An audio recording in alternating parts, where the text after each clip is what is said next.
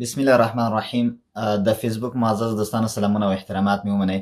الله دې وکړي چې ټول روغ جوړ او د صحت کلمه پر تن وي. مرګلو تیر درسي لیکچر کې موږ په مدلین باندې په جزئیات خبرې وکړې، الحمدلله چې هغه مو زده کړو، انشاءالله چې په هغې کې به کومه ستونزه نه وي.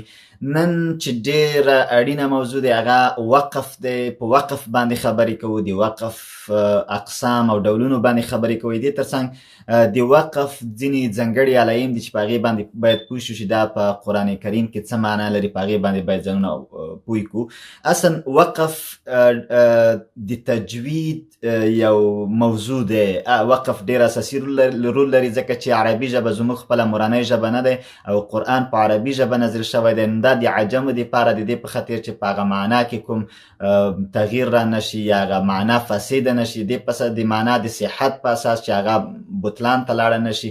د معنا د صحت په اساس ځینې علایم غوره شوي دي چې هغه د عجمو دپاره یا د هغه چا دپاره چې هغه عربي ژبه د دوی مورنۍ ژبه نه وي، نو یغو دپاره ډېر اساسي رول لري. او وقف او د دوی علایم دا ټول د تجوید د موضوعاتو نه یو موضوع ده چې ډېر اساسي موضوع دی. او قرآن د نزول په وخت کې همداسې په تجوید نازل شوی دی. ځینې داسې دي چې وقف کې ځینې داسې دي چې وقف علایم ځینې یا مثلا داسې حتی دې کې د جبرائیل علیه السلام وقف، مثلا د محمد صلی الله علیه وسلم وقف او ځینې نور وقفونه هم شته چې مثلا دا ټوله په هغه وخت کې چې یعنې محمد صلی الله علیه وسلم خپله وقف کړی دی، هغسې ځینې ځایونه مشخص شوي دي چې دا وقف نبي دی، یا جبرائیل علیه السلام خپله مثلا وقف کړی دی هغې، نو هغې کې د جبرائیلي وقف یو سمبول ایښودل شوی دی چې خلک پوه شي چې دې کې جبرائیل علیه السلام خپله د قرآن عظیم الشان د تلاوت په وخت کې وقف کړی. نو وقف ډېر اساسي رول لري. طبعا تاسو د وقف کلمې سره بلد دی. نو وقف البته حبس یا د دریدو یا توقف په معنا راځي چې عربي کلمه دی. نو تاسو به طبعا د توقیف کلمه اورېدلې وي چې فلانی توقیف شو. توقیف یعنی حبس شو، یعنی تقریبا بند شو یا بندی شو. نو په دې اساس توقیف هم د وقف نه. یا مثلا تاسو به قف لکه امر دی، کله چې عربي ژبې اصولو مطابق لکه یو فعل کله چې امر ته بدلیږي نو واو حرف علت دی، دا تلری کېږي، نو قف اخر ساکن کېږي، نو قف یعنی ودرېږه.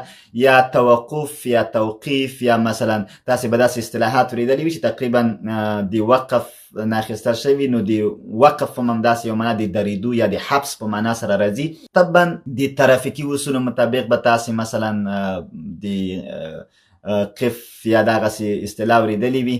نو داسې مثلا تقفو، مثلا یقف و تقف و دغسې. نو په اصطلاح انګلیسي کې مترادفه کلمه د وقف دپاره د سټاپ کلمه کارول کېږي. ترافیکي اصولو کې ډېر اساسي رول لري. مهمه خبره دا دی چې ځینې وخت کې مثلا که ما یو ملګری په امتحان کې عملي امتحان کې دې په خاطر ناکام شو چې هغه سټاپ و، ده باید سټاپ کړی و، یعنی هلته یعنی که وقف په اصطلاح وایي وقف و، یعنی خو هغه وقف ونه کړو، لاړو ناکام یې کړو. بل ملګری مثلا هلته سټاپ نه و، ده سټاپ کړی و نو ناکام یې کړو. یعنی مطلب دا ډېر اساسي رول لري. مثلا چیرته قرآن کې دا شیان ډېر جدي ونیسئ. چیرته چې وقف وي باید وقف وشي، او چیرته چې وقف نه وي وقف باید ونه شي. موږ باید د وقف علایمو ته ډېر دقیق اوسو. هغې په عملي کولو کې باید د ډېر دقت نه د دې په خاطر کار واخلو چې عربي ژبه زموږ تاسو مورنۍ ژبه نه دی، نو باید ډېر یعنی هغه په مراقبت سره او ډېر په دقت سره پلي کړو او تطبیق کړو تر څو د معنی په تحول او تغییر کې مو مرسته کړې وي. یعنی معنا مو یو داسې یو فاسده کړي نه وي یا مفهوم مو نه وي فاسد کړی یا مو معنا بیخي بطلان ته نه وي بولي. نو دې په خاطر چې د هغې د بطلان د معنا او د لفظ د افساد یا د فاسد کېدو مخنیوی شوی، نو ډېره اړینه دی چې باید موږ وقف چې څنګه لازم دی هغسې وکړو، او که چېرته وقف نه وي باید هلته وقف ونه کړو. نو نن مرګلو د وقف باندې خبرې کوو چې وقف څه ته ویل کېږي، د وقف اقسام او ډولونه څه دي، او د وقف ځینې علایم څه دي چې په قرآن عظیم الشان کې شته. خو یو شی متاسفانه باید ووایم مرګلو چې د قرآن کریم چاپونه دغه رسم چې دی د مصحف دپاره چې په ډېره نړۍ کې مختلفو مصحفونو کې مختلف رسم دی، مثلا د قرآن قرآن وجود لري دا یو دغسې متفقون علی رسم نه دی. مثلا که تاسې قرآن شریفونه وګورئ، مثلا په اسیا کې یو رقم قرآن شریفونه توزیع شوي دي، هغلته یو قسم وقفونه یا مثلا وقفونه نه یو قسم علایم وضع شوي دي په قرآن کې. بیا که تاسې د سعودي کې کوم قرآن شریفونه چې مثلا کارول کېږي هغلته که تاسې دغه علایم وګورئ هغه یو څه توپیر لري کم و زیات، یا په ځینو نورو هیوادونو کې یا مثلا فرق لري. یعنی ټول قرآن کریمونه داسې نه دي چې ټولو کې به عین د وقف علایم وضع شوي وي، توپیر لري. ځینې قرآن مصحفونو کې یو رقم ته د وقف علایم وضع شوي دي، ځینو کې بل رقم ته وضع شوي دي، ځینې کې څه کم وضع شوي، ځینې کې څه زیات دي. خو مهمه خبره دا ده چې هغه علایم چې هغه ډېر ضروري دي چې باید مراعات شي او هغه په ټولو مصحفونو کې وجود لري. زه به تاسو ته انشاءالله هغه درښیم چې مثلا دا څه منه او دا باید څنګه وشي. انشاءالله زه کوم راوړم مرګلو تختې ته، که بیا څه پوښتنه وه زه ستاسو کمنټونه ګورم، زه به درس شروع کړم. زه به د کمره لږه ترتیب کړم او دا نو مرګلو وقف ځکه چې عربي ژبه موږ تاسو مورنۍ ژبه نه دی، نو وقف ته چې کوم قرآن عظیم شان کې کوم علایم ځانګړی شوي دي چې دا هغلته چې وقف ضروري باید وقف وشي، ځکه چې دا موږ تاسو خپله ژبه نه دی چې پرې پوه شو. چې که موږ تاسو خپله ژبه وای په معنا یې پوهېدی نو موږ پوهېدو چې یاره دلته معنا غلطوي، دلته معنا صحیح کوي، نو بیا کومه ستونزه نه وه. خو دا چې موږ خپله ژبه نه دی نو مقصد دغه وقف علایمو نه باید استفاده وکړو چې تر څو هغه معنا کې تغییر را نشي، بیخي معنا غلطه نشي. نو په دې اساس د وقف علایم دلته بیا موږ تاسو د عجمو دپاره چې د قرآن عظیم شان سره بلد یا عربي ژبې سره اصولو سره بلد نه یو یا په عربي ژبه نه پوهېږو، نو ډېر اړینه ده چې مثلا موږ هغه علایم مراعات کړو البته د وقف. نو اوس به زه ملګرو ځینې د وقف نو وقف خو ما درته وویلې مرګلو چې وقف حبس یا نیول کېدو یا درېدو ته ویل کېږي، او اصطلاح کې وقف دې ته ویل کېږي چې مثلا سا یا دغه صوت وقف، لکه ما خو ترافیکي اصولو کې درته وویل چې یا موټر یا د موټرسایکل یا د وسایطو نقلیه د دغو درېدلو ته وایي که نه چې هغه شي بیا. خو په تجوید کې وسایط هدف نه دی، تجوید کې درېدل یا حبس کول د صوت یعنی د غږ د اواز درولو ته وایي. کله چې دغه صوت یا اواز د قطع کړو د بند شو او بیا د نوی نفس واخیستو او لاړې مخته حرکت دی وکړو، دغته وقف ویل کېږي. وقف دا منه چې د خپل صوت قطع کړي، اواز جریان د اواز قطع کړي او سا واخلي او د سا د تازه کېدو نه وروسته بیا حرکت وکړي، دغته وقف وایي. مثلا که زه داسې ووایم الحمد لله رب العالمین الرحمن الرحیم، اوس وګوره ما الحمدلله رب العالمین دلته مې وقف وکړو یعنی ودرېدم، اواز د جریان د اواز قطع شو، چې قطع شو سا مې واخیسته، سا نه وروسته نوی مې چې حرکت وکړو دغه ما هلته وقف وکړو رب العالمین. دغه ته وقف همدې ته وایي چې صوت قطع شي او تازه سا واخلي، هغې نه شاته بیا حرکت وکړي، دغته وقف ویل کېږي. تاسو کولی شئ ملګرو زه ډېر جزئیات د تعریفونه زه خپله نه لیکم او تاسې کولی شئ چې دا ولیکئ، خو زه ټول تشریح کوم. درته وایم نن 18 تاریخ د مارچ یا 3 میاشتې 2020 کال. نو وقف مرګلو ما لغتن درته وویلې او په اصطلاح کې مې درته وویلې چې وقف د دې لپاره کارول کېږي. دغه اواز مثلا مرګلو چې زه وایم چې اواز باید قطع شي، سا تازه واخلي او بیا باید حرکت وکړي، دغته وقف ده. دا منه که اصلا ته چې وقف هم کوي ځینې وخت د دې په خاطر قاري صاحب وقف کوي چې هغې ته سا خلاصه شي او د سا د تمدید دپاره یا د سا د نوي اخیستو دپاره چې بیا هغې سره کافي سا وجود ولري تر څو مخکې لاړ شي، هغې دپاره ځینې مواردو کې وقف کوي. دا چې ما وویل چې نفس باید تازه شي بیا حرکت وکړي، دا دې په خاطر چې قرآن عظیم شان کې یو علامه د سکته په نامه ده، سکت یا سکته، نو هغې کې نفس قید کېږي خو بیا تازه کېږي نه حرکت کېږي. مثلا لکه دېرشمه سپاره کې لکه کلا بل ران على قلوبهم ما كانوا يكسبون، نو کلا بل دلته سا قید کېږي خو سا واپس نه تازه کېږي نه، نو دغته سکته وایي. لکه دغه یو علایم د وقف شته، زه به انشاءالله هغه هم درته ولیکم چې هغې سره دې په خاطر چې بیا ابهام پیدا نشي، نو ما موضوع دې په خاطر یاده کړه. ښه مرګلو وقف زه تاسو ته د دوه قسم تقسیمات کومه، زه به یو وارې تقسیمات کومه، تخته به پکومه، دویم تقسیمات ته ځم، بیا بالایمو ته ځم د ډولونو پر اساس باندې. ملګرو اول که زه وقف د معنا که داسې ولیکمه، صحیح شو، د معنا او لفظ پر اساس، لفظ پر اساس، صحیح شو. زه به دلته ولیکم چې دغه وقف د معنا او لفظ پر اساس په څو ډوله دی. دغه څلور قسمونه به زه تاسو ته دلته د معنا او د لفظ په اساس ولیکم. وقف تام دی، صحیح، وقف تام. د تام کلمې نه معلومیږي چې دا مکمل وقف دی. وقف تام دی ملګرو، د معنا په لحاظ، د لفظ او معنا په لحاظ وقف تام. ښه، یا ځینې دا به زه بیا تشریح کې درته وایم چې لازم هم وایي، خو هغه ځینې مواردو کې اشتباه کوي چې لازم وایي. ښه، بل ملګرو وقف کافي او دریم وقف لازم دی. وبخښئ، لازم تام هغه چې ځینې خلک ورته وایي حسن، حسن. او څلورم وقف قبیح، قبیح.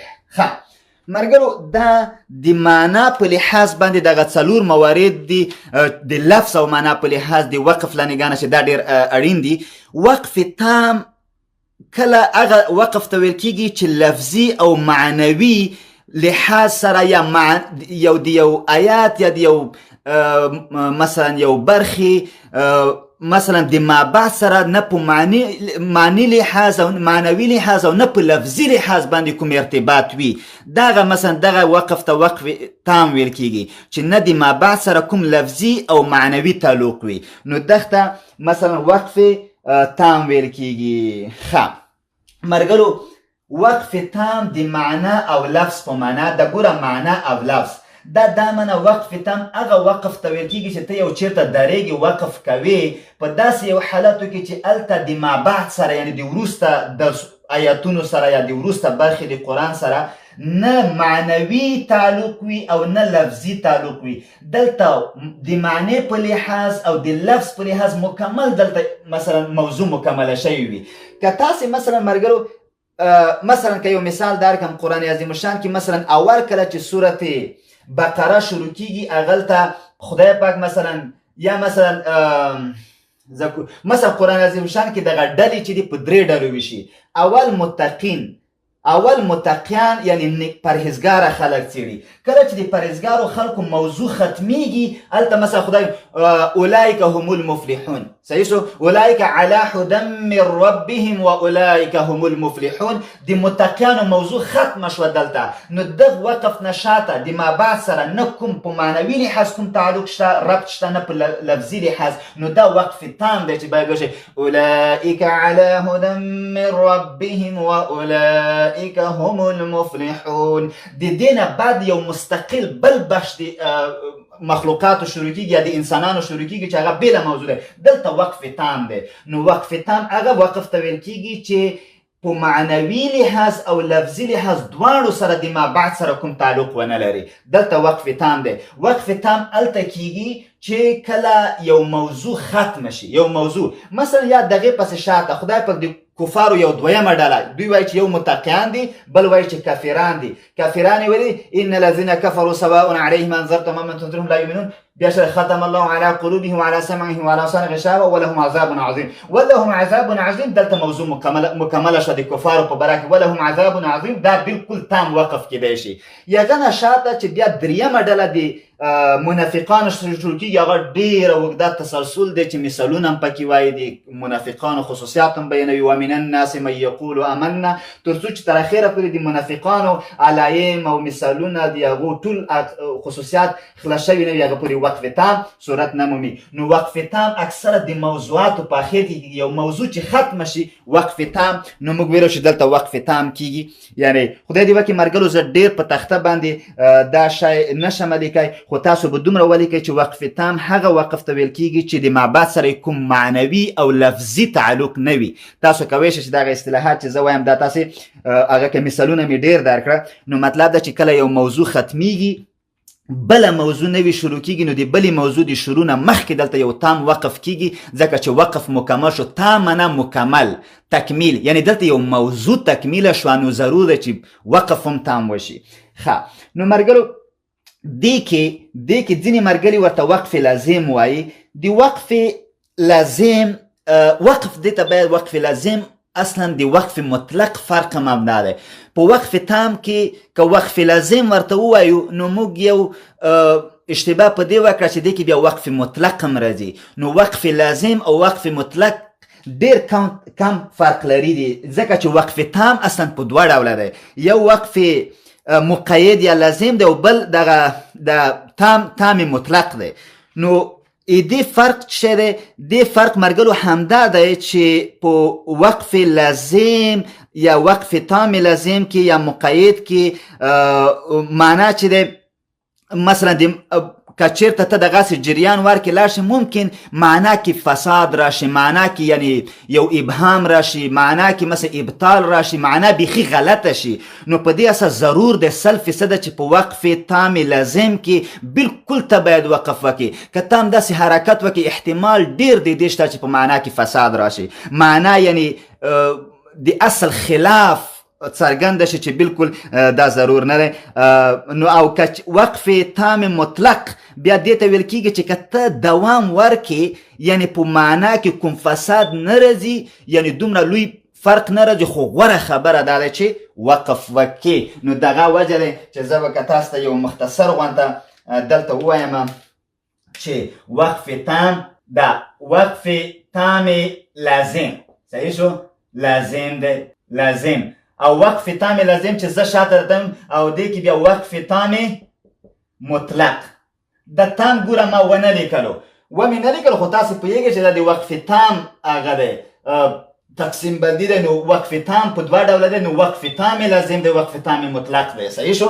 ما درته وایي چې وقف لازم که ته چېرته دلته وقف ونه کړې د معنې د تغییر احتمال ډېر جدي شته، 100% په دې کې باید تاسې هغه وکړئ چې مثلا دا اکثره په میم صغیره یا کوچني میم باندې ښودل کېږي چې زه شاته په علایمو کې وایم د میم صغیره چې چېرته کوم آیات په اخر کې یا کوم هره برخه کې لیکل شوي تاسې دلته له 100% مثلا لازما مثلا تاسې یو وقف وکړئ، که وی نه کوئ احتمال جدي دی دې شته چې دا معنا بیخي بدله کړي. حتی ځینې وختونو کې انسان بیخي په دغه چې وقف ونه کړي بیخي کفر ته وځي. زه تاسو ته مثالونه وایم.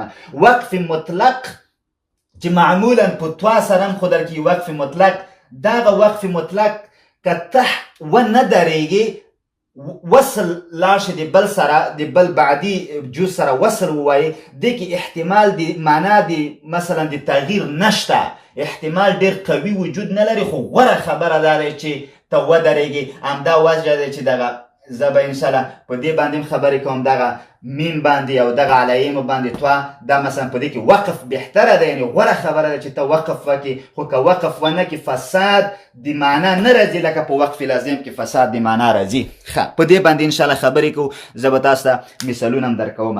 ښه دویم ته ځو مرګرو، او دویمه موضوع چې د وقف کافي په هکله لیکل شوی ده په دې باندې به چې وقف کافی کوم رقم ته وقف ته ویل کېږي او حسن کوم رقم ته وقف ته ویل کېږي. ښه معنا وقف کافي دې ته ویل کېږي چې په معنوي لحاظ د مبعث سره تعلق ولري. ښه وقف کافي مرګرو دا وایم کافي، ښه چې دا په معنوي لحاظ ګوره وقف تام هغه وقف ته ویل کېږي چې په معنوي او لفظي لحاظ دواړو سره د مبعث سره تعلق ولري، او وقف کافي دې ته وایي چې په معنوي لحاظ تعلق ولري، معنوي لحاظ یعنی نه په لفظي لحاظ، په معنوي لحاظ د مبعث سره تعلق ولري.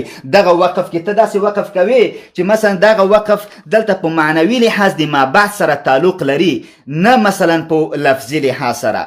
مثلا که زه یو مثال درکړم، ما درته وی چې کله یو موضوع تمام شي هغه ته وقف تام کیږي، خو کله چې یو موضوع تمام شوی نه وي یعنی تعلق د همدې آیات د مبحث سره په مثلا معنوي لحاظ باندې پاتې وي هغه مثلا ته کیدای شي چې هغې دپاره وقف کافي وکاروي. پس که موږ چېرته مثلا د مسلمانانو یا متقیانو په باره کې که نه هدى للمتقين، المتقين كم كساندي الذين يؤمنون بالغيب ويقيمون الصلاة ومما رزقناهم ينفقون. دا طول دي متقين خصوصيات دي. نو ينفقون دا چه ينفقون دلتا وقف کیږي ځکه چې وقف دلته کوی شي خو د دې آیات د مابعد آیاتونو سره یو تعلق په معنوي لحاظ شته، یعنی نور خصوصیات هم دي چې داسې دی او داسې وي نو د دوی سره چې مابعد سره کله تعلق وي په معنوي لحاظ نه، نو تاسې کوی شئ چې دغه وقف کافي وکړي. یعنی مطلب دا چې وقف کوی شي خو دغه مثلا دغه وقف کافي نه دی، باید ته مخکې لاړ شي ځکه چې په معنوي لحاظ ځینې تعلقات د مابعد آیاتونو سره وجود لري. نو مطلب دا وقف تام نه دی چې مکمل وقف وشي چې وایي چې ولا بالکل موضوع خلاصه شو، موضوع ختمه نه دی.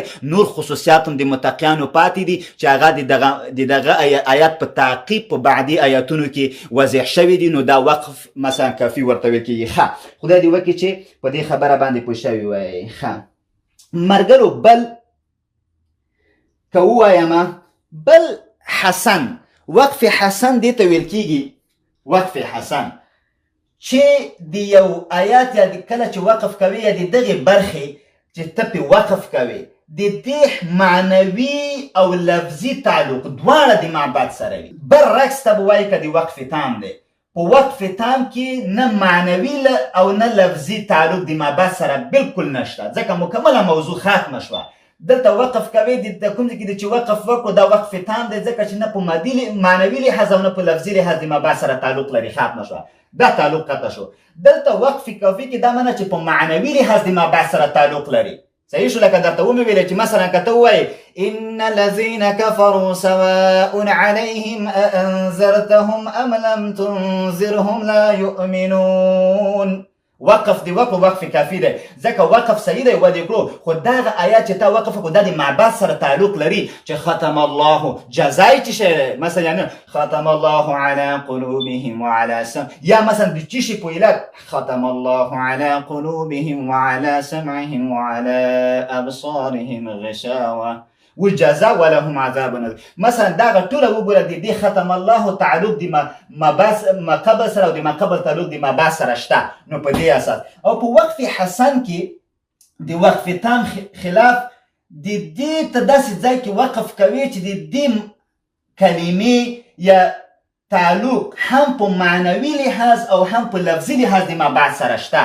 مثلا که زه ووایم دغه دواړو کې تعلق شته، صحیح شو؟ زه وایم چې الحمدلله، صحیح؟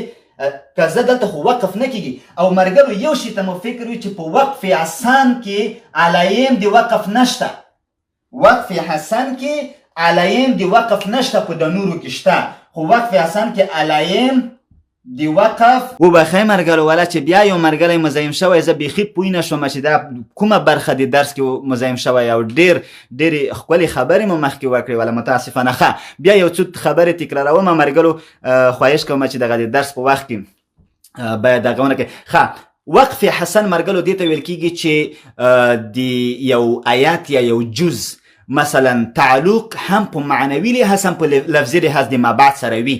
مثلا که الحمدلله زه دلته وقف وکړم، الحمدلله تعلق په معنوي او لفظي دواړو لنظره مثلا د مابعد سره شته. الحمدلله وقف وشو حسن شو. الحمدلله رب العالمین مثلا نو د الحمد یعنی ثنا صفت لله دغه خدای دی پر د خاص لله رب العالمین چې رب دی عالمونه دی. نو مطلب دا د معبد سره هم په معنوي لحاظ هم په لفظي لحاظ سره تعلق لري، ربط لري، اړیکه لري، تماس لري. نو په دې اساس باندې دا وقف باید اعاده شي. یعنی که چېرته قاري صاحب د ځینو ستونزو له امله د یو عذر پر اساس باندې وقف کوي، وقف حسن هلته علایم وجود نه لري، نو ضرور خبره ده چې قاري صاحب واپس یو قدم شاته کېږدي، بیا د هغه ځای نه راشروع کړي ځکه دا مشکلات جوړوي. که چېرته دغسې وقف وشي باید که سا ورخلاصېږي یا د هره وجه وي بل عذر لري، نو باید که بیا شروع کولو ابتدا باید وکړي، عاده شي دغه یعنی سره نه باید وشي، داسې نه الحمدلله رب العالمین نه. کته ته مشکل لري، څه مشکل ستونزه پیدا شوه الحمدلله وقف دی وکړو خیر دی. بیا چې وایي بیا هم وایه الحمدلله رب العالمین، ځکه چې د الحمدلله تعلق معنوي او لفظي دواړه د ما بعد سره دی. نو دلته وقف به داسې وقف نه کوي، اعاده کوي به یې. که وقف دی وکړو د کوم عذر یا د کومې ستونزې پر اساس، نو باید اعاده شي. مرګلو زه پیږم چې درس ثقیل دی. ځکه ولې ثقیل دی؟ ځکه چې اکثره که فکر وکړي دې کې عملا ډېر کار نشته، دا نظري درس دی. نو نظري درس ډېر خسته کون او ډېر ستونزمن وي، او ما ته بلکل دغسې لکه دا تاسو ته چې ستونزمن برېښي دغسې ما ته هم ډېر جالبه نه دی، خو متاسفانه ناګزیر خیر دی، یو څو موارد به دغسې زده کړو. نو مرګلو دا اړینه موضوع ده چې په دې باندې پوه شئ چې څنګه. مرګلو ځینې وقف قبیح ما لیکلی. قبیح یعنی اصلا د تقبیح نوم به تاسې اورېدلی وي، یا قبیح پښتو ادبیاتو کې یو قسم شعرونو ته قبیح شعرونه ویل کېږي، چې مثلا هغه هم نسبتا بد په دې لحاظ چې یو بیت چې دی هغه ډېر یو منفي اړخ ته معنا لري، خو د دویم بیت چې کله وویل شي هغه منفي اړخ یې جبران کې مثبت اړخ طرف ته. څوک چې پښتو ادبیاتو کې وارد وي هغه دغه قبیح ځینې شعرونه دغسې دې باندې پوهېږي.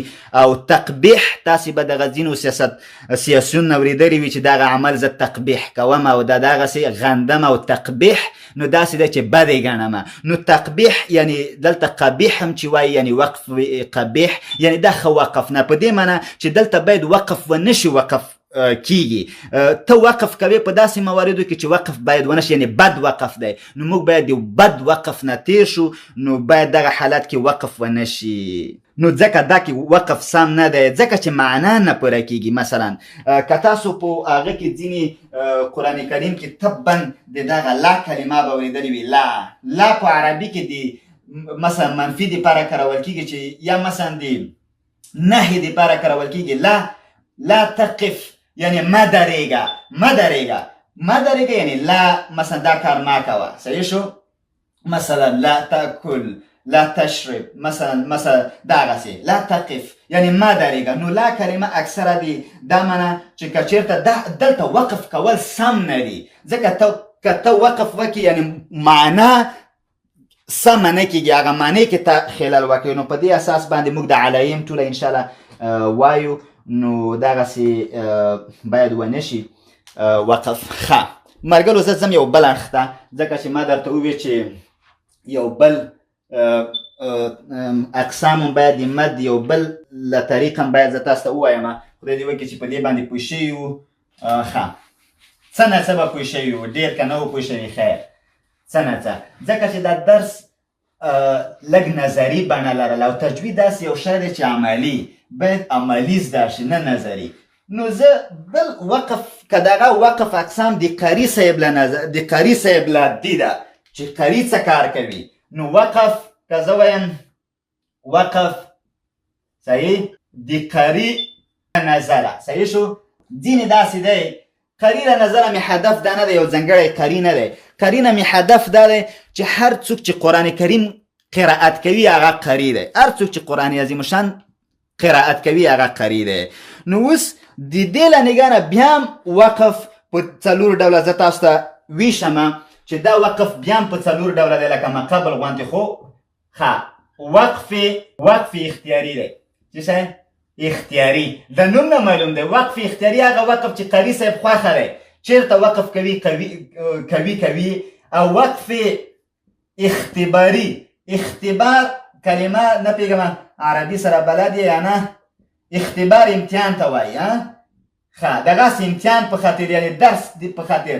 او بل چې وقف اختیاري، وقف اختباري، وقف اضطراري کلمې سره بلد. مثلا ځینې وخت کې عذر شي اضطراري فورا وقف وشي اضطراري. او یا وقف انتظار الحمدلله ټولو کلمو سره بلد یو انتظاري. نو دې باندې نو مرګلو ورځو وقف اختیاري ته.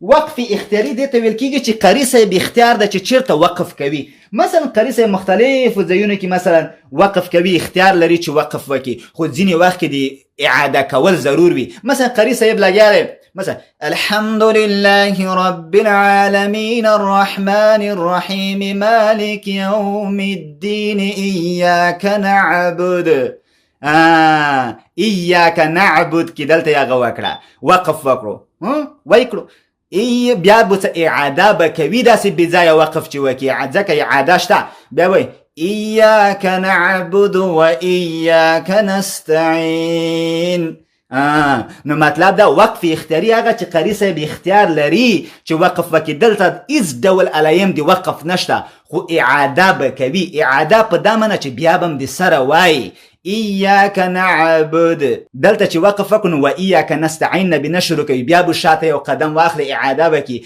چې کوم إياك نعبد وإياك نستعين دغسې صحیح دا دغه وقف اختیاري وقف اختباري دې ته ویل کېږي چې د تعلیم او تعلم دپاره کارول کېږي وقف کېږي یعنی تعلیم دپاره یعنی هلته د وقف علایم نشته خو ته شاګردانو ته درس ورکوي مثلا د وقف په باره کې ته الحمد لله وقف رب العالمين وقف الرحمن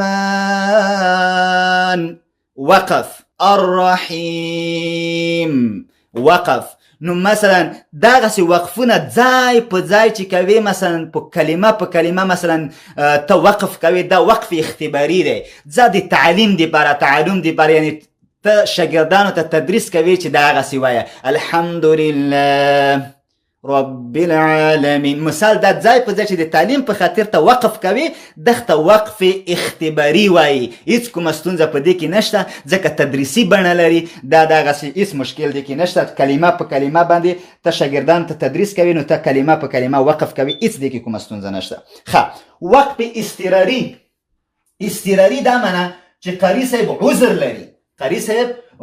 لري د عذر په اساس یې هغه کوم اضطراري حالت خو تاسې طبعا په حقوقي اصطلاحاتو کې اضطراري حالت طبعا کلمات ځینې مواردو کې اضطراري حالاتو کې تغیرات راځي اضطراري حالات دا وي چې د قوای مقننه د قوای قضایه ټول صلاحیتونه قوای اجرایه مثلا ولسمشر ته انتقال کوي ځینې خاص ځانګړي حالتونه دي نو وقف اضطراري دا وي چې مثلا ته مجبور یې عذر لري ته مجبور یې ځینې عوامل شته چې ته مجبور کړي چې ته باید دلته اضطراري وقف وکړي یو مثلا دا دی چې قاري صاحب پسې ساه خلاصه شوه اضطراري وقف وکړو خو اضطراري وقف کې باید اعاده یې کې د سره نه بیا شروع وکړه هیڅ خبره نشته اضطراري وقف دې وکړو سره نه بیا شروع کړه مثلا ځکه ووایم یوم یفر المرء من اخیه وامه وابیه وصاحبته مثال ما دلته وقف وکړو وصاحبته بیا هم چې دا وقف مې وکړو په کار نه و خو ما اضطراري وقف وکړو یا مې ستوني کې چې شی بند شو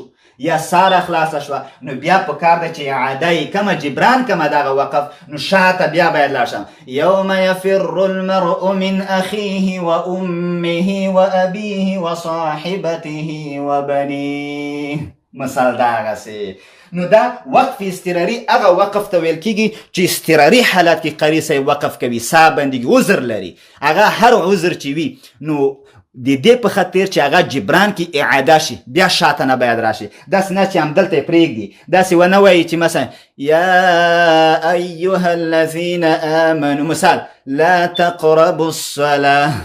تقربوا الصلاة دا معنی چې لمونځ ته ما نږدې کېږئ بس دا پرېږدي دا غلطه بس دغه نه شاته نه وانتم سکارى حتى تعن نو بیا شاته نه شروع وکړي نه دا خو بیخي مثلا لا تقربوا الصلاة یعنی لمونځ ته ما نږدې یعنی لمونځ ما کوئ داسې نه دی وانتم سکارى باید پسې ووایي چې کله نشوی لمونځ ته ما نږدې در حالې کې دغه آیت منسوخ شوی دی ځکه چې یو بل آیات بعدن راغلی دی چې د شرابو د حرمت په هکله صراحت لري چې فکر کوم انما الخمر والميسر والانصاب والازلام رجس من عمل الشيطان فاجتنبوه لعلكم نو هغه آیات باندې دا منسوخ شوی نو دا منسوخ دی دا خو بیا هم داسې قاري صاحب باید ونه چې لا تقربوا الصلاه نه لا تقربوا الصلاة وانتم سکارى باید پسې ووایي ځکه صحیح دی که وقف اضطراري وي ودې کې وقف خو شاته اعاده دې وکړي اعاده یعنې شاته نه دې بیا غږي ځکه دلته مفهوم غلطېږي دلته وقف باید نشي او بل وقف انتظاري دی ملګرو وقف انتظاری دی ته وایي چې قاری صاحب یو آیات تکمیل کړو، آیات انتظار کې بل آیات شروع کوي، نفس اخلي، انتظار د بعدي آیات دی. کله چې دویم آیات شروع کوي دا وقف انتظاری دی، یعنی مطلب دا چې یو آیات ختمیږي منتظر د دویم آیات وقف، دویم آیات شروع ته منتظر، دویم آیات ختمیږي د دریم شروع ته منتظر. نو دا وقف انتظاری. مثلا که زه ووایم دغسې الحمد لله رب العالمين الرحمن الرحيم وقف، مالک یوم الدین وقف. نو دغسې چې کله زه هر آیات په آیات باندې وقف کوم، یو آیات وقف، بل آیات وقف، دا انتظاری دی، دا نه اختباری دی، یعنی تدریس دی په خاطر د موخه دی، نه اختیاري دی چې زه خپل اختیاران دلته وقف کوم داسې ځای په ځای، او نه اضطراري دی چې کوم عذر ولرم، بلکې دا انتظاری دی چې کله یو آیات ختمیږي او د یو آیات په انتها او د بل آیات په ابتدا کې دغه وقف کیږي چې دې ته وقف انتظاری وایي. ښه ملګرو وبخئ چې درس فکر کوم چې لږ پیچیده به وي، څه دې په خاطر چې ویډیو ډېره اوږده نشي. اوس علایم د وقف ته انشاءالله چې په دې خبرو سره پوه شو چې چېرته وقف اختیاري، مثلا مخکې وقف مو چې کوم ووي وقف تام مو ووي، هغه وقف تام لازم او وقف تام مطلق مو وویلې، هغې کې مو کافي او حسن او قبیح، او دې کې مو وقف اختیاري او اختباري او انتظاري او اضطراري، دا ټول وقفونه چې د هرې لانیګانه دوه زاویونه مو دا وڅېړل. اوس به ځینې علایې ملګرو درته وښیم، ځکه چې عربي ژبه زموږ تاسو مورنۍ ژبه نه دی، نو طبعا باید دغه اصولو مطابق مخکې لاړ شو. ښه هغه ضرور دی، دا خو دلته چسبیږي نه، د وقف علایم صحیح شو. ځینې علایم دي ځینې مصحفونو کې ډیر دي، چا کې کم دي، یو څه متاسفانه دغسې یو اتفاق نشته په دې کې. باید ټوله نړۍ کې قرآن شریفونه باید همداسې یو رقم وي، خو له بده مرغه فرق لري. که تاسو د عربو قرآن شریفونه وګورئ ډېرو مواردو کې زوار زیر پیش نه لري، ځکه چې هغه دوی مورنۍ ژبه د دوی پوهېږي چې څنګه وي. دا د عجمو دپاره د هغه چا دپاره چې یو قرآن یا عربي خپله مورنۍ ژبه نه وي، نو د قرآن کې دي ځانګړي علایم دي چې دې په خاطر چې معنا غلط نه شي باید وقف وشي، او دا ډېر ضرور دی ملګرو. ځینې د حسن قرات مسابقاتو کې قاري صاحبانو نمرې په دې کمې وي چې هغه وقف نه کوي، هغه مورنۍ ژبه نه دی چې پوه شي چې دلته وقف کېږي. غریبان وقف وکي یا اضطراري وقف وکړي، سا ورخلاصي، خو بیا یې اعاده کوي نه، یعنې شاته نه شروع کوي، هغې ځای نه ځي چې معنی کې فرق راځي. نو همدا وجه وي چې یا نمرات کمیږي یا کومه بله ستونزه پیدا کېږي. نو دا ډېره اړینه ده چې وقف باندې باید پوه شو، چېرته لازمه وي هغلته وقف وشي، باید وقف وکړو. ښه او اوس ملګرو نو وقف به زه اوس تاسو ته ځینې علایم وښیم چې هغه ضرور دي چې قرآن عظیم شان کې تاسې باید مراعات کړئ او ویګورئ هغې دپاره چې مثلا چیرته باید وقف وشي او چیرته وقف ونشي. ښه اول مثلا که فکر دی ملګرو ما درته دغه وقف زه وبخئ اول به د علامه درته ولیکمه چې تاسې پوه شئ چې دا یا فرق نه کوي. که همداسې وقف لازم ما درته وقف لازم یو ځای کې وویلې، وقف لازم دپاره ما درته کومه علامه چې وښه ما وي چې داسې میم صغیره، دغه میم چې دی ملګرو د قوس کې چې ما لیکلی میم صغیره یا کوچنی میم، دغه میم چې دی دغته دا چې چیرته لیکلی وقف لازم تاسې باید وقف وکړئ، ځکه که چیرته وقف ونه کوئ احتمال د فساد د معنی شته بلکل. نو دغه 100% یو شي ته تاسې متوجه اوسئ چې دا کې باید وقف وکړئ. بلکل دا وقف لازم دی، دلته لازما تاسې باید وقف وکړئ. که وقف ونه کوئ ملګرو په معنا کې ډېر فرق راځي. لکه ما مخکې درته وویل مثال که داسې ولا تقربوا الصلاة وانتم، مثال دلته مثال ته وقف نه کې چیرته چې وي چې وقف ما که وقف نه که او که مثال زه درته وایم د دې په باره کې چې تاسې به مثلا چیرته وقف کوئ چیرته، خو دې کې که چېرته تاسې وقف ونه کوئ یعنې ونه درېږئ کاملا احتمال جدي د دې شته چې په معنا کې تغییر راشي. مثلا خدای پاک وایي والله لا يهدي القوم الظالمين، والله لا يهدي القوم الظالمين یعنی الله جل جلاله د ظالم قوم ته هدایت نه کوي. بیا شاته دلته به وقف کوي، بیا شاته الذين آمنوا وهاجروا، مثلا دا شاته بل آیات دی، خو که ته ونه درېږې والله لا يهدي القوم الظالمين الذين آمنوا وهاجروا، که ته وقف ونه کړې الظالمین الذين آمنوا وهاجروا یعنی ظالمان هغه کسان دي چې ایمان یې راوړی دی او هجرت یې کړی دی. نو دا یعنی که ته وقف ونه کړې په ظالمین باندې نو دلته دغسې احتمال الظالمین الذین آمنوا یعنی د مؤمنان ظالمان دي، یعنی ظالمان هغه کسان دي چې ایمان یې راوړی دی. نو دا بالکل مفهوم کې مکمل یو فساد رامنځته شو، یعنی یو بطلان دی معنی را و باطل شو معنا فساد ته لاړه. نو بالکل دلته وقف لازم دی. سل په سلو کې به تاسې سل په سلو کې دلته وقف کوئ. ښه دا ډېر اړینه موضوع دی مرګلو، دغه وقف لازم. نو غوښتنه مې دا دی، دوې غوښتنې لرم. یو غوښتنه مې دا دی چې چېرته میم لیکل شوی وقف لازم دی سل په سلو کې وقف وکړئ. دویمه غوښتنه مې دا دی چې دغه میم د دغه اقلاب سره مشابه نه کوئ، ځکه چې موږ د اقلاب هم یو میم لرو. اقلاب ما درته ویله چې اقلاب کې میم دغه نون ساکن په میم ساکن داسې کوچنی لیکلی وي. صحیح شو؟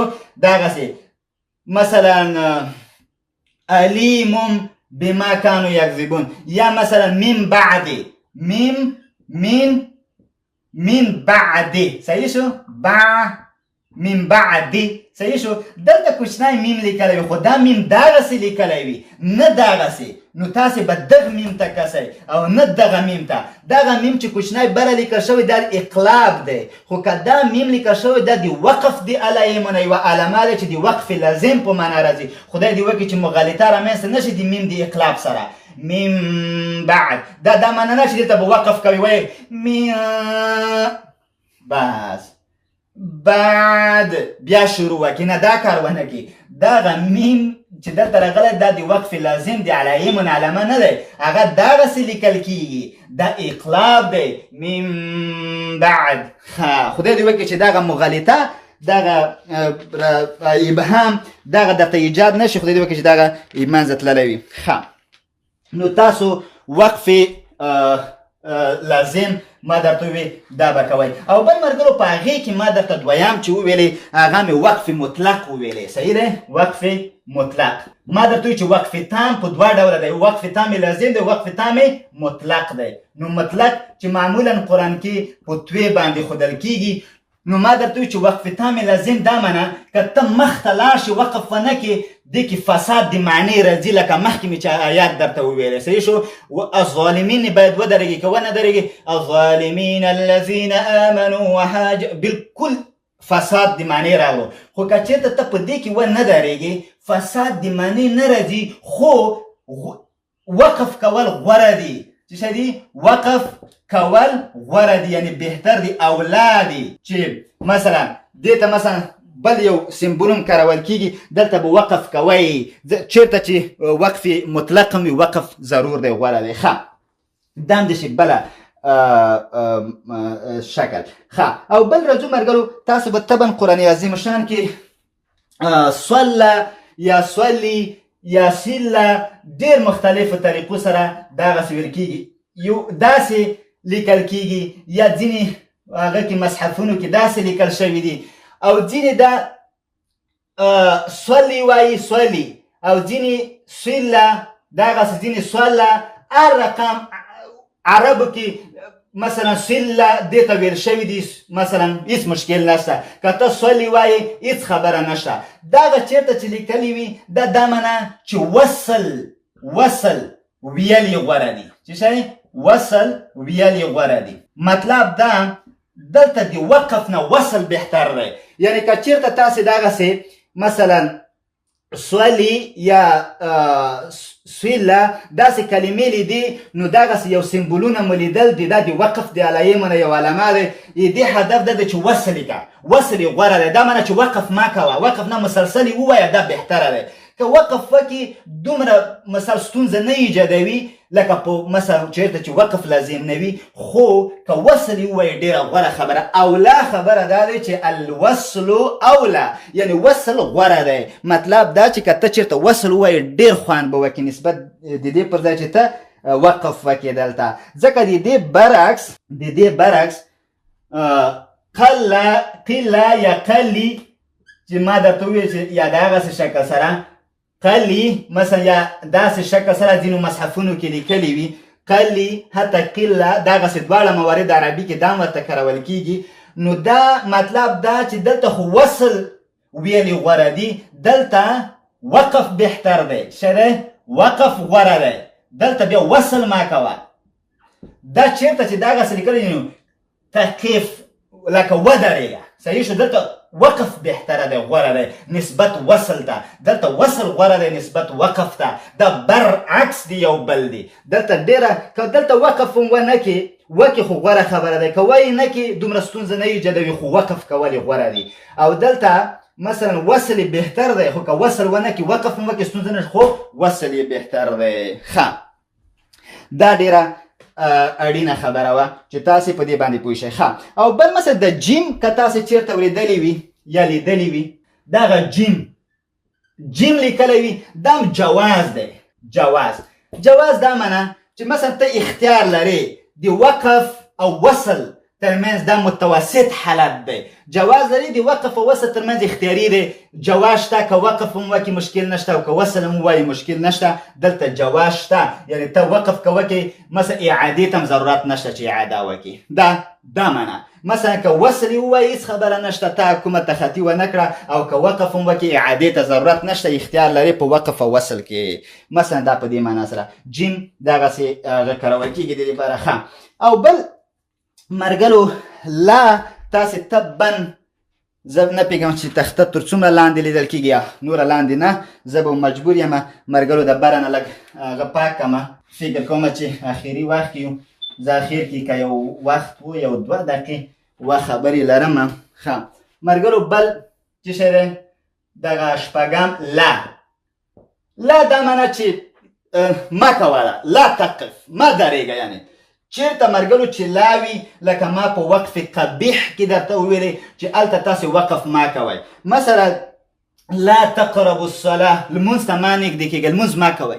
دلته مثلا ما درېږه، زه ودرېږه، لا تقربوا الصلاه، نو لمونځ ما کوئ. دا خو دا صحیح نه دی.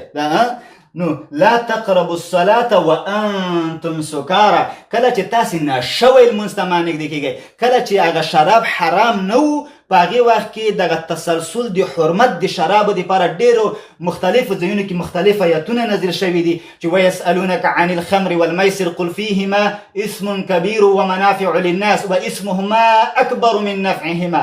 دا هغه یا شو چې فایدې هم پکې شته، خو ګناه زیاته دی د فایدې نه، د خمر او میسر شراب او قمار په باره کې. بیا شاته دغسې راغلو چې یا ایها الذین لا تقربوا الصلاه وانتم سکارا، کله چې نشوئ لمونځ ته ما نږدې کېږئ. یعنې لمونځ شراب حرام شو خاص د لمونځه په وخت کې، مطلق حرام نشو. بیا شاته چې مطلق حرام شو انما الخمر والمیسر والانصاب دغسې. نو مطلب دا چې لا به تاسې چېرته لیکلي دلته وقف ما کوئ، ځکه احتمال قوي دی دې شته چې د معنا بیخي هغه کې لکه ما مخکې چې لا تقربوا الصلاه، لمونځ ته ما نږدې کېږئ، نه لمونځ ما کوه، دا صحیح نه. ما درېږه دلته لا تقربوا الصلاه وانتم سکارا. ولې حتی تعلموا ما تقولون، دې په خاطر. نو دا ضرور دی چېرته چې لاوي هغلته ما درېږئ. ښه، وقف تعنق یا وقف بل وقف معانقه یا تعنق، څه شی عربي کې تعنق د غاړې ته وایي. دغته وقف دغته مراقبه هم وایي، مراقبه. صحیح شو. او دا کومه علامه ده مرګلو؟ د 3 ټکي 2 ټکي لاندې یو ټکی په باندې. دغه وقف دغه که تاسې چېرته لیدلی وي دغته وقف معانقه یا وقف تعنق یا مراقبه وایي. صحیح شو. دا په معنوي لحاظ ډېر اساسي رول لري، خاص کر د قرآن عظیم الشان د مفسرینو دپاره. صحیح. مثلا زکه چېرته ووایم مثال ذلك الكتاب کتاب. صحیح شو. دلته دغه معانقه دی. صحیح. لا ذلك الكتاب ذلك الكتاب لا ريب. صحیح. لا ريب مثلا دلته معانقه دی. صحیح شو. فيه دلته معانقه. اوس دلته ته مثلا که تاسې قرآن عظیم الشان کې مرګلو وګورئ، که تاسې د 3 ټکي دغه تعنق مثلا وګورئ په سورت بقره کې، نو لا ریب بیا شاته دغه 3 ټکي یعنې دغه سمبول دی تعنق، او بیا شاته فيه بیا تعنق. دا معنا لري چې که ته وقف کړای شي وقف که دلته وکي وقف بیا به دلته وقف نه کوي د وقف معانقه دې ته ویل کېږي که په اول دی اولی دی وقف وکړو په دویم باندې وقف مه کوه که په دویم باندې دی وقف کوي نو په اول باندې وقف مه کوه صحیح شو داسې ستونزه نشته چې په یو کې ونه کړي خو که دلته دی وقف وکړو دلته به بیخي وقف نه کوي صحیح شو مثلا زه وایم ذلک الکتاب لا ریب وقف مې وکړو صحیح شو که د اولینې مې وقف وکړو دلته چې اولی باندې وکړو د دویم باندې وقف اجازه نشته صحیح شو داسې زه نشم ویلی ذلک الکتاب لا ریب فیه هدى للمتقین دا کار زه نشم کوی ولې دلته وقف مې وکړو دلته که دلته وقف کوم د دغ باندې به وقف نه کوم داسې وایم ذلک الکتاب لا ریب فيه هدى للمتقين داسې به کومه دلته مې وقف وکړو دلته مې ونه کړو داسې دا خبره وه یا که دلته وقف نه کومه دلته یې باید وکړم ذلك الكتاب لا ريب فيه هدى للمتقين بالکل داسې ویل شم ذلك الكتاب لا ريب فيه هدى للمتقين مثال خو مهمه خبره دا ده که دلته دی وقف وکړو دلته وقف ونه کړي صحیح شو یا که دلته دی وقف وکړو دلته وقف ونه کړي اوس ذلک الکتاب د هغه کتاب دی لا ریب چې شک نشته لا ریب یعنی لا اوس ډېر ښه لا ریب که داسې ووایي دلته وقف وکړي لا ریب فیه یعنی لا ریب فی القرآن یعنی لا ریب فیه په دې کې شک نشته یعنی قرآن کې صحیح شو که ته دلته وکړي دلته ذلک الکتاب لا ریب فیه یعنی شک نشته په دې کې که ته دلته وقف وکړي ذلک الکتاب لا ریب دا هغه کتاب دی لا ریب یعنی شک مه کوئ لا ریب شک مه کوئ په دې کې امر دی مثلا مه کوئ فیه هدى للمتقین فیه هدى للمتقین یعنی په دې کې هدایت دی د پرهیزګارو دپاره دې کې د متقیانو دپاره هدایت دی څومره ښکلی تفسیر کېږي دې کې که ته دلته وقف وکړي یعنی دلته ډېر ښکلی ذلک الکتاب لا ریب فیه شک نشته په دې دا هغه کتاب دی چې په دې کې شک نشته هدى للمتقین هدایت دی د پرهیزګارانو دپاره که ته داسې ذلک الکتاب لا ریب دا هغه کتاب دی چې شک مه کوئ په دې کې فيه هدى للمتقين په دې کې هدایت د متقینانو دی نو دا ډېر اساسي رول لري مرګرو معانقه خاص کر په تفسیر مفسرینو لپاره د قرآن عظیم شان ډېر اساسي رول لري نو مرګرو دغه شیان زده کړئ او ډېر ښه او بل مرګرو سوا د دې نه سکته لکه ما ته چې کله بل مثلا سکته په نامه داسې یو سکت یا سکت یا سکته یا سین سره ځینې وخت کې ښودل کېږي یا لیکلی وي سکته یا مثلا سینم داسې کېدی شي ځینې وخت کې ولیکل شي سکته دا لیکل کېږي مثلا سکته دې ته ویل کېږي چې سا به قید کې خو نوی سا به نه اخلي ځکه که نوی سا دې واخیسته د وقف شو سا بنده که ما اخله مثلا که کله بل دلته سکته صحیح شو کله بل ران علی قلوبهم کله بل ران على قلوبهم ما كانوا يكسبون داسې بنه کې کله بل ران على دومره سامې واخیسته داسې بنه کوي سا قید که بیا تازه ما اخله بیا مخکې لاړ شه کله بل ران على قلوبهم ما كانوا يكسبون بالکل موږ چې وایو چې ختم الله علی قلوبهم وعلى سمعهم وعلى ولی نو دا خو کافران ګرام نه دي ځکه خدای پاک مهر د دوی په غوږونو په زړونو په هر څه لګولی موږ وایو چې نه کله بل ران علی قلوبهم ما كانوا یکسبون د ټول مهرونه چې په زړونو غوږو هر څه لګېدلي دا د دوی د اعمالو د لاسه دي کله بل ران علی دا ورته یو دلیل کیدای شي ښه ډېر ښه نو مرګلو دا چې ځینې قرآن عظیم شان ځینو مصحفونو کې که ووایم دقیق هغې کې مثلا ما مخکې وویل چې د وقف نبی دی، وقف جبرائیل علیه السلام دی، نو هغه وقفونه هم شته ځینو ځایونو کې مشخص شوي دي. تاسې هغه وقفونه هم وکړئ چېرته چې جبرائیل علیه السلام هغه کړی دی، وقف کړی دی، وقف وکړئ. محمد صلی الله علیه وسلم وقف کړی دی، وقف وکړئ. او دا موږ ته څومره ښه یو ذهنیت راکوي، او چېرته چې وقف کوو چې دلته وله محمد صلی الله علیه وسلم وقف کړی دی، څومره یا جبرائیل علیه السلام کړی. قل صدق الله، دوی وقف کړی دی. څومره خوان کوي چې موږ په دا مینه محبت په دې احساس باندې یو وقف وکړو چې دوی هم داسې وقف کړی دی. موږ هم وایو چې قل صدق الله فاتبعوا ملة ابراهیم حنیفا. څومره خوان کوي چې دغسې یو چېرته مثلا محمد صلی الله علیه وسلم وقف کړی وي او تم په همغه احساس باندې وقف وکړي، څو ځلې تکراري وقف وکړي چې دلته به څومره دا همداسې وقف کړی وي، همداسې به تلاوت کړی وي. ډېر خوان کوي. هغه عکس د محمد صلی الله علیه وسلم، هغه انځور د محمد صلی الله علیه وسلم په سترګو کې تویږي چې قل صدق الله. ډېر ملګرو دا اړین دي. خو یو خبره درته کوم، هغه دا دی چې ځینې وخت کې بېځایه اعاده په باره کې زه یو څو خبرې دا د وقف علایم چې کوم ضرور و ما درته ولیکل، صحیح شو چې کوم ضرور و. نوره دا چې ضرور مثلا داسې څه نشته، دا مهم دی چې دلته وقف وکړي، دلته وقف ونه کړي. خو یو شی درته ښیمه د اعاده په هکله. اعاده دا معنا چې جبران که، اعاده دا معنا چې واپس سره نه جبران که، توان ورکه. یو شی د نیمایي کې پرېښود سره نه بیا پرې راشه داسې که شی درنه پات. مثلا موږ په حقوقي لحاظ اعاده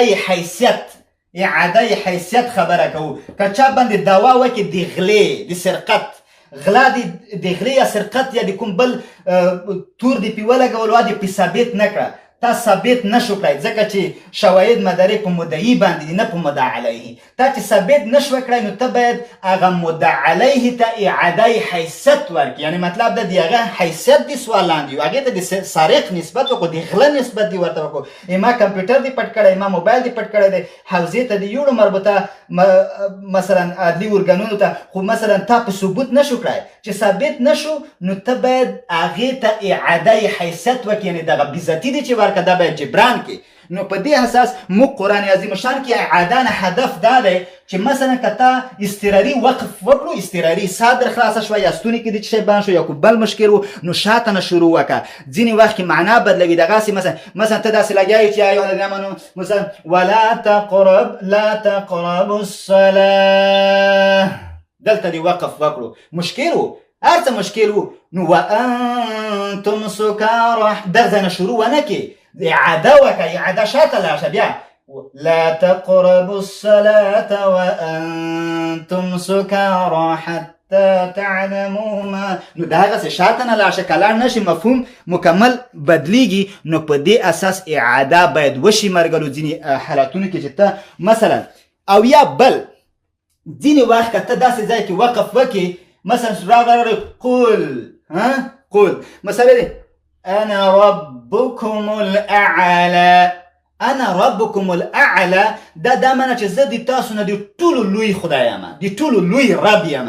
انا ربكم الاعلى، نه شاته لاشه. قال انا ربكم الاعلى، نو دا قال بیا اعاده وکړه چې تا قال دلته وقف کړی و، بیا ووایه چې قال انا ربكم الاعلى، دلته نه بیا لاړ شه.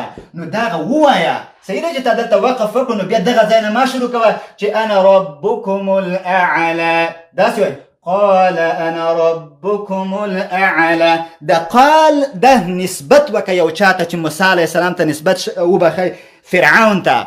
کله چې د موسی علیه السلام په وخت کې فرعون سره مجادله و، نو هغې به هم داسې ادعا کوله چې انا ربكم الاعلى. نو تاسې ووایئ چې قال یعنې قال فرعون انا ربكم الاعلى، دا ځان ته نسبت مه کوئ. نو په دې اساس باندې دا ډېر اړین و چې تاسې اعاده وکړئ. ابتدا مثلا ځینې وخت کې ابتدا اعاده دا معنی چې ابتدا وکړئ، بیا شروع وکړئ د ساره نه، کوم ځای کې مو چې پر یخی دی په اضطراري حالت کې هغې ځای نه شروع وکړئ. ښه ملګرو، خبره متاسفانه ځینې قاري صاحبان ما سره په ارتباط کې دي، ډېر د درس علاقه لري، خو هغه ډېر عاجزانه ما ته وایي چې کاش موږ سره د دغو درسونو د اوریدو دپاره پوره امکانات وای. یعنې کاشکې موږ اقتصادي وضع ایجابولی چې موږ ستا انلاین درسونه تعقیب کولی شوای. متاسفانه افغانستان کې لوی بحران دی، لویه بدبختي دی، اقتصادي ستونزې زیاتې دي او قیمتي دی. احتکار موضوع خو تاسو فیسبوکونه ګورئ چې پې ډکه دی. دغه فرصت طلب خلک دی، خدای نه ترسه خلک دي، د هغې فرصتونو نه استفاده کوي، در حال کې چې داسې وبا او سري امراضو په وخت کې باید دوی توبه وباسي او نیک اعمال وکړي، یو څه ذخیرات اخرت ته جوړه کړي. برعکس دوی په مظلومو افغانانو پورې لا چې څومره ظلم کېږي هماسې کوي. نو دا بدبختي شته، واقعیت اقتصادي ستونزه ستاسو درکوی شمه.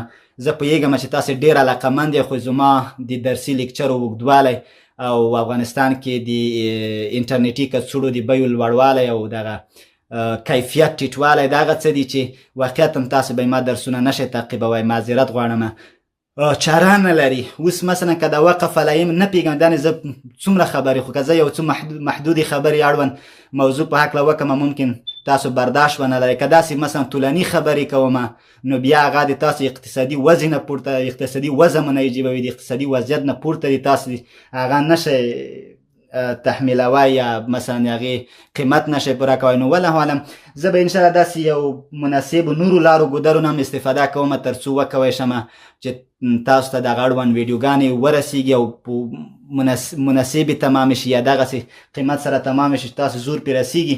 زه ستاسو هغه احساس هر څه ستایم، واقعیت خو هغه ستونزې اقتصادي شته، زه یې درکومه.